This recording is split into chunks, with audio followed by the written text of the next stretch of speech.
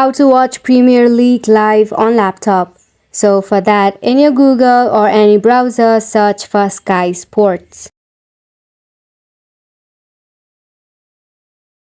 Tap on the first suggestion showed. Now once you are here, go ahead and tap on sports and select football. Now scroll down a little bit of bottom where you can find live on Sky. Now there you can see there are matches displayed right here. So you can tap on any match that you prefer to watch. For an example, I have selected this one. So right here you'll be needing a Sky Sports Pass, so make sure to tap on it at the below. From there, you have to do a payment so that you can be a member of Sky Sport and you can enjoy your live matches wherever you want.